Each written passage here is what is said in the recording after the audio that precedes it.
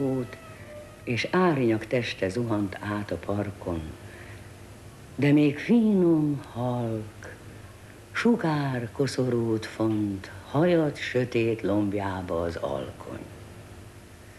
Halvány, szelíd és komoly ragyogást, mely már alig volt fények földi mása, s félig illattá, s csendé szűrte át a dolgok esti lélekvándorlása.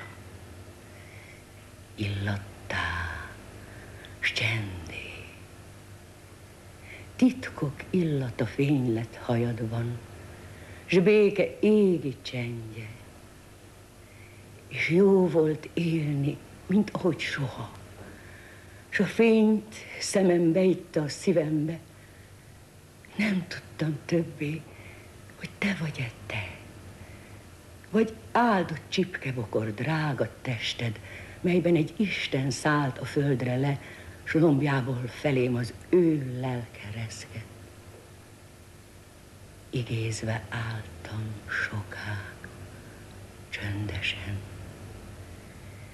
és percek mentek, ezredévek jöttek. Egyszerre csak megfogtad a kezem, s alélt pilláim lassan felvetődtek, s éreztem, szívembe visszatér, s zuhogó mély zenével ered meg, mint zsibbat erek útjain a vér, a földi érzés. Menj!